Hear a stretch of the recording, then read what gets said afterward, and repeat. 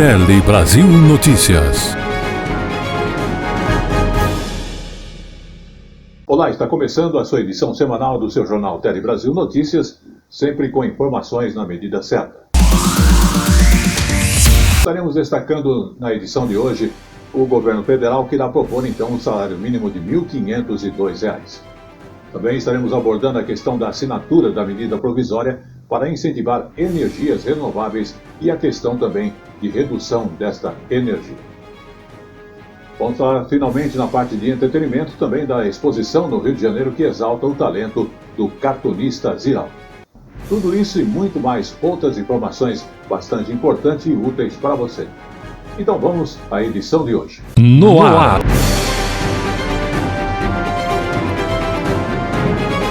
Tele Brasil Notícias. E começamos a nossa edição de hoje falando do salário mínimo. Exatamente. O governo irá propor então um salário mínimo de R$ 1.502 para o ano de 2025. O mais importante é que, se for aprovado pelo Congresso Nacional, o novo valor representa um aumento de 6,37% já em 2025 no salário mínimo. Vamos observar. O novo valor segue a política do governo de aumento real. Pela regra adotada, o salário mínimo deve ser reajustado pela inflação acumulada em 12 meses, mais a variação do PIB de 2 anos antes. A fórmula busca garantir que o piso nacional todos os anos tenha ganho real, ou seja, acima da inflação. Vamos falar agora das energias renováveis, exatamente. A energia solar que você utiliza na sua casa, né? O presidente em exercício assinou a medida provisória que incentiva as energias renováveis e também a redução das tarifas nesse caso.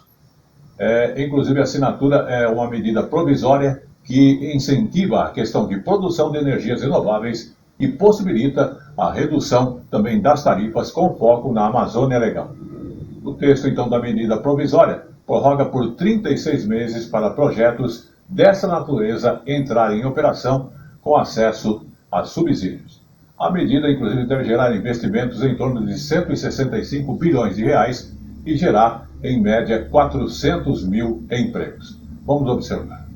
Com o objetivo de incentivar a produção de energias limpas e renováveis, o governo federal decidiu prorrogar os subsídios para o setor. O texto da medida provisória enviada ao Congresso concede prazo adicional de 36 meses para uma fila de projetos de geração de energia por fontes renováveis entrarem em operação comercial com acesso a subsídio no uso das redes de distribuição e transmissão. A medida deve gerar investimentos de 165 bilhões de reais e 400 mil empregos criados, principalmente na região Nordeste. Por um lado, buscamos atrair investimentos em projetos de geração de energia limpa, para expandir nosso parque de transmissão e fortalecer a nova indústria verde que se estabelece no Brasil, viabilizando nossa participação proativa na agenda internacional de transição energética. E ainda estabelecemos mecanismos legais para atender a população amazônica que se encontra em vulnerabilidade do ponto de vista tarifárico. A medida também define mudanças nas tarifas de energia elétrica dos consumidores. O objetivo é reduzir a conta de luz em 3,5% a 5% ao ano até 2026. Para isto, o governo deve usar recursos da privatização da Eletrobras para quitar antecipadamente os empréstimos contratados pelas distribuidoras durante a pandemia da Covid-19 e a crise hídrica de 2021. Vamos quitar, vamos trabalhar para isso. Os empréstimos criados a juros, repito, abusivos, que foram contraídos durante o Covid e durante a escassez hídrica, para minimizar e impedir mais aumento de energia. Devemos 11 bilhões de reais para diminuir a conta dos brasileiros.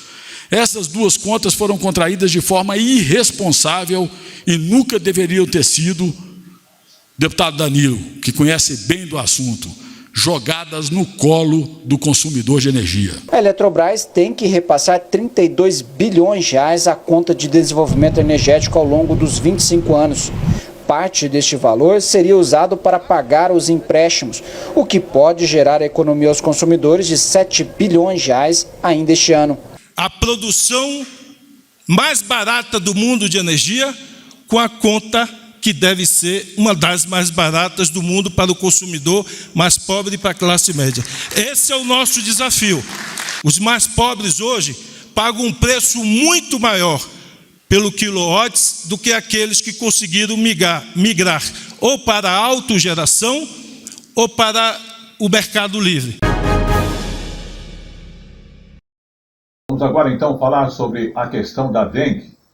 Hoje, já com a tendência de queda, os cuidados não devem ser descontinuados.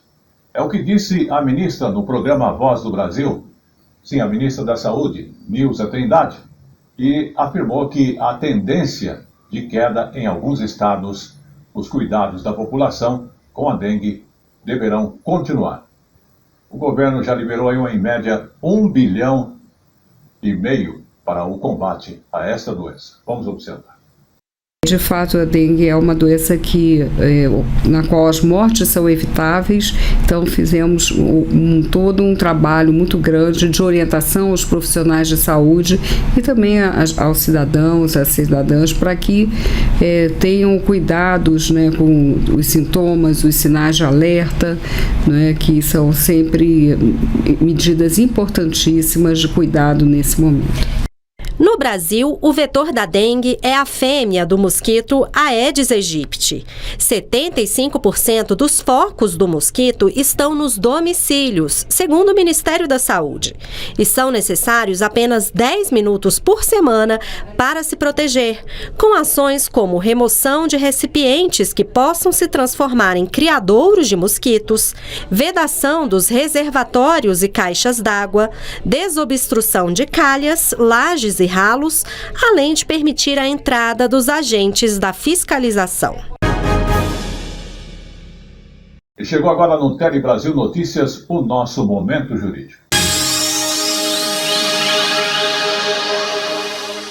O Momento Jurídico fala do plano de saúde que deve custear transporte se o município ou cidades vizinhas não oferecerem esse tipo de atendimento. Plano de saúde deve custear transporte se município ou cidades vizinhas não oferecerem atendimento, decide a terceira turma do Superior Tribunal de Justiça. No caso analisado, o juízo de primeira instância condenou a operadora de saúde a fornecer transporte a um beneficiário do plano morador de Tatuí para o tratamento em hospital de Sorocaba. O Tribunal de Justiça de São Paulo manteve a decisão. Em recurso especial, a operadora sustentou que não estaria obrigada a custear ou reembolsar as despesas de transporte, porque já garantia ao beneficiário o atendimento em hospital que não ficava na cidade onde ele morava, embora pertencesse à mesma região de saúde. Ao negar provimento ao recurso da operadora, a terceira turma decidiu que, quando não houver possibilidade de atendimento do beneficiário no município onde surgiu a demanda ou em outro que faça fronteira com ele, o plano de saúde deve custear o transporte de ida e volta para uma cidade que ofereça o serviço médico necessário na mesma região de saúde ou fora dela, independentemente de ser o prestador do serviço credenciado ou não pelo plano. Muito bem, vamos falar agora da questão de viagens. Preços das passagens aéreas recuam 31% em 2024. Então, você que está querendo fazer sua viagem, então, os preços das passagens aéreas tiveram uma queda de 31% em 2024. Apenas em março, esse recuo representou 9,4%. A tendência é de mais reduções acontecendo com o programa Boa Brasil do Ministério de Portos e Aeroportos. A pasta, no entanto, faz um alerta sobre golpes associados a este programa. Os preços das passagens caíram 31% no primeiro trimestre de 2024, em comparação ao mesmo período do ano passado. E, Roberto, o Ministério de Portos e Aeroportos deve anunciar nos próximos dias mais detalhes do programa Voa Brasil, que vai garantir a parte da população brasileira acesso a tarifas aéreas com preços mais acessíveis. Inclusive, o Ministério faz um alerta à população para ter cuidado com golpes, Roberto. Ainda não existem regras regras para participação nesse programa. O Ministério de Portos e Aeroportos avisa que não existe nenhuma solicitação de cadastro e nem solicitação de valores para participar do programa. E caso o cidadão receba alguma ligação, correspondência, mensagem de texto no celular ou via redes sociais solicitando depósito em dinheiro para participar do Voa Brasil, ele pode denunciar ou pela internet no Fala BR, que é falabr.cgu.gov.br, ou pelo e-mail ouvidoria@mpor.gov.br, ou pelo telefone DDD 61 2029 7169.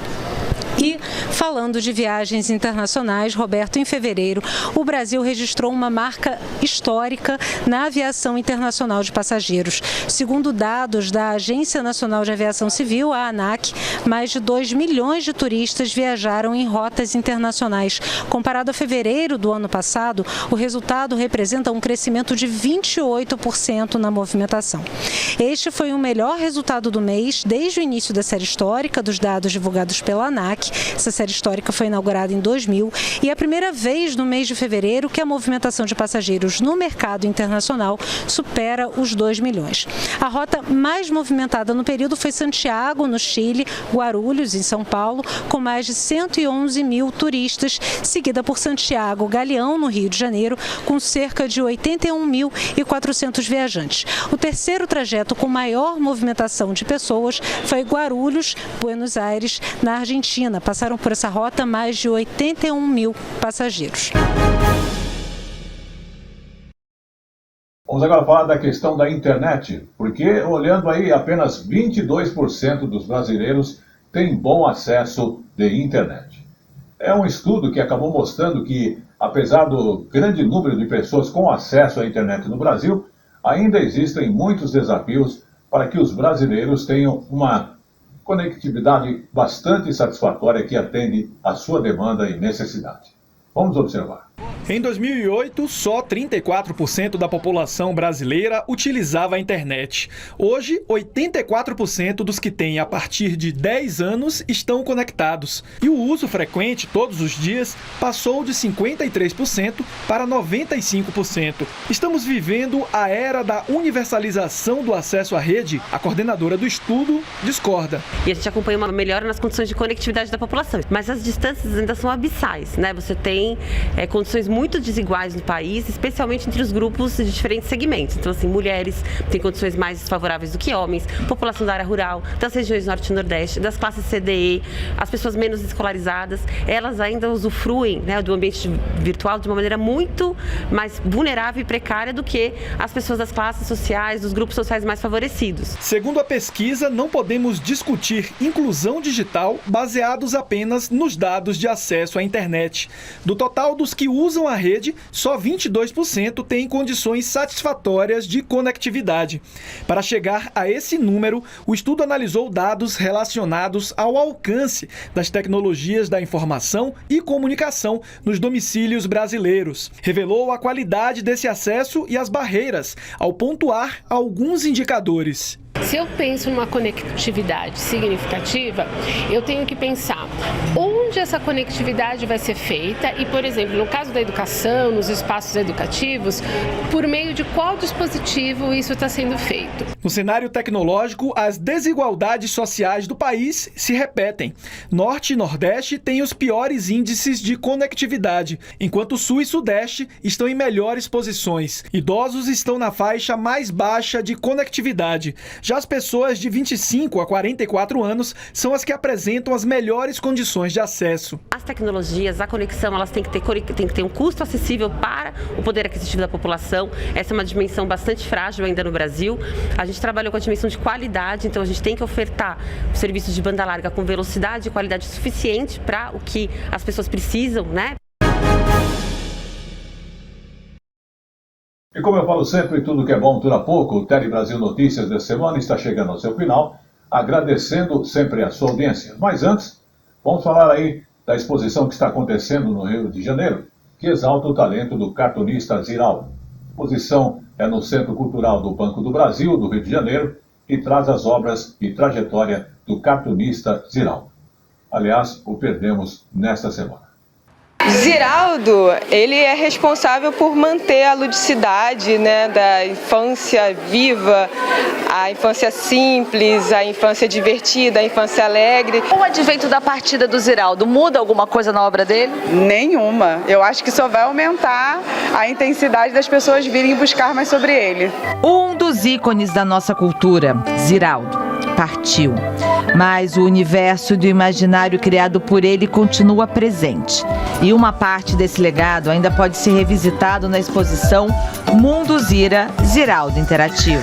Essa exposição está há um mês em cartaz aqui no CCBB e a gente recebeu 55 mil visitantes até então. Nós percebemos que a partir de domingo aumentou o fluxo de visitante, estamos calculando uma média de 30%. A partir de uma imersão lúdica, o público pode interagir com algumas das criações mais celebradas e inesquecíveis de Ziraldo, como Flicts, o Menino Maluquinho e a Turma do Pererê. Aqui na exposição, a obra dele está vivíssima, porque como você vê aqui, a gente está na Mata do Fundão, brincando de pique-esconde, os personagens todos aparecendo, falando, andando, e vocês me transportaram para o meu aniversário de 10 anos, que o Pererê era o motivo da minha festa. A obra do Ziraldo é imortal.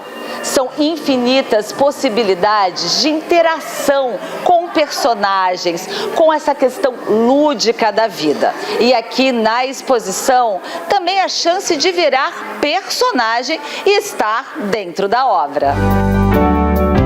A Ana Helena, de 9 anos, releu o livro do Menino Maluquinho no caminho da exposição. O que tem no livro que você mais gostou? Você falou o que ele tem na cabeça? Macaquinhos na cabeça. E na barriga? Borboletas.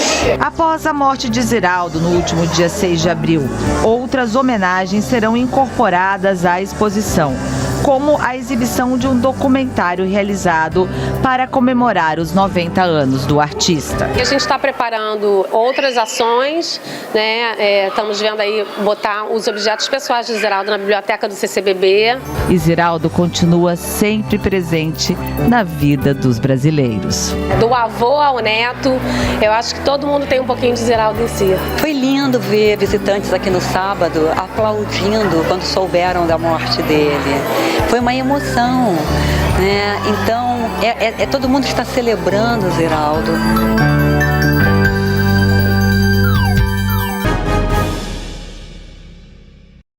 Este foi o seu jornal Tele Brasil Notícias, que agradece a sua audiência aqui no Brasil e também em todo o mundo. E lembrando que você pode acompanhar as informações através do YouTube ou mesmo Facebook, Jornal Tele Brasil Notícias. E você que quer aí acompanhar também notícias impressas, nós temos o Facebook atualizado da Hora da Notícia. Sendo assim, vamos encerrando agradecendo todo o apoio técnico de nossa equipe e estaremos de volta na semana que vem.